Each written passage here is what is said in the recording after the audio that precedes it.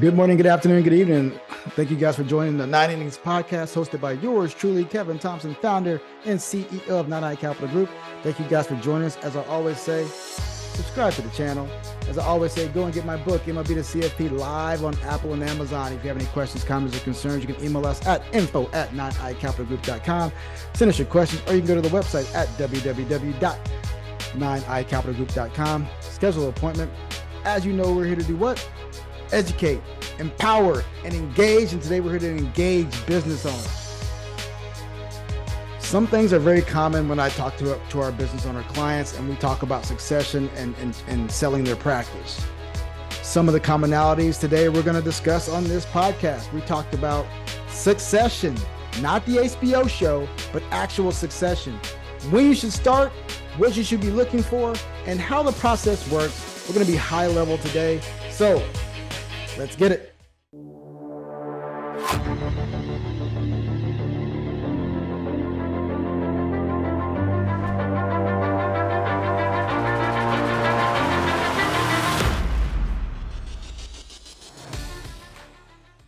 Today we're talking about succession and what you should know as a business owner. And one thing I'll tell you about is this. Business owners, much like myself, don't really think about succession until it's too late. We're a year or so out from retirement. We're saying, you know what? I got to get this thing going. And we expect this thing to happen overnight. We expect this thing to be like Walmart. We go in, we come out, and boom, we have our business sold. But it does not work that way, my friends. Quite frankly, it takes longer than you absolutely believe. Most often when I'm working with business owners, it takes maybe a year, maybe 2, possibly 3 years to even think about what this actually looks like and get a good deal on the table. So first and foremost, we talk about time. Selling your business never works in an optimal timeline. We can put everything in place where it's like, we got this, we're doing this, and boom, we have valuation. At the end of the day, it's never on the optimal timeline when you want it as a business owner. So it's always important to start now. Think about the people that were in 2019 saying, I'm going to sell my business in 2020. What happened in 2020? Well, businesses shut down. If you're in the service economy, business shut down, and there was nothing out there people weren't even buying. People weren't selling. People were just sitting on their hands because there was nothing to be done at that time. So if you were looking to sell or retire in 2020, it didn't happen. So it's important to start years in advance to make sure that when we're talking about succession, we're more than ready at that period in time because we have buyers in place, we have the paperwork done, we have lawyers that have dotted their I's, crossed their T's, and everything's good to go. So time is of the essence. Because I will tell you this, every business owner that I've worked with in the past, it never worked on a 8-month, 12-month, 16-month time frame. It doesn't work that way. So start now so you can be ready when the time doesn't work your way. So time, number one, it's never going to work on your time. It's always on whenever the business is being sold's time. 2, we're talking about time. Now we're talking about what type of sale we're going to do. Is it going to be an internal sale to maybe a family member, a child, or somebody else working in the business that a partner that you trust wholeheartedly? Or is it going to be an external sale to an external partner or external group that's going to come in and run your practice? Well, from an internal perspective, think about it this way. What if your kids don't want it? What if your kids say, you know what, Mom, Dad, I don't want the business. I want to walk away and do something else, do my own thing. Now you got to sell to an internal partner. But even if it was a kid or it was a child, how are they going to raise the capital to buy you out? So they have to go to a bank, they have to put up collateral, they have to do all these different things to figure out what that number looks like. And we'll get to valuation here in a second.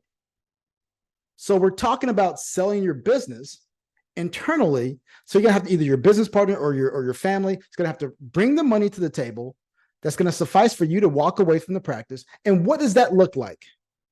Is that number going to be a number enough that you're going to say, okay, I'm okay with that number, or you're going to give it based on a discount because it's a family member or a person that you trust wholeheartedly that's going to run your business? So internally, there's a lot of things you have to look at in regards to how this looks. Because sometimes the people inside your business internally don't have the capital to basically give you the number that you want.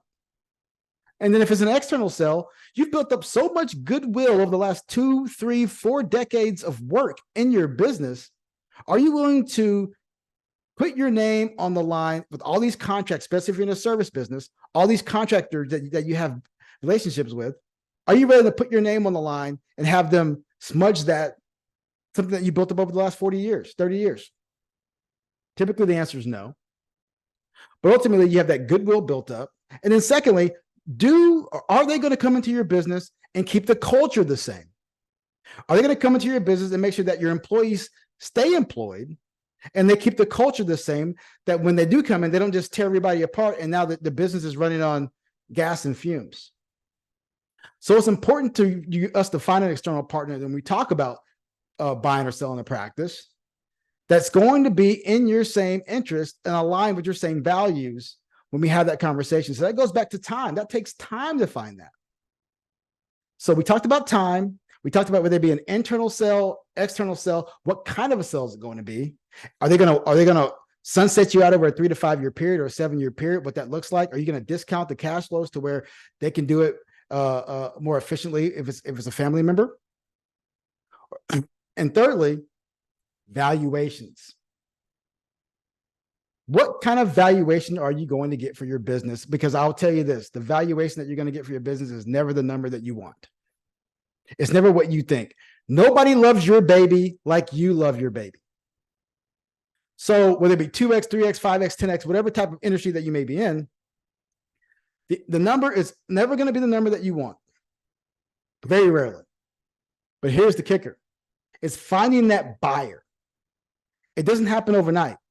6 months, 12 months, a year. It took a couple of my business owners a year or a year and a half, especially coming out of COVID, to find that buyer and to get to a number that they were comfortable with.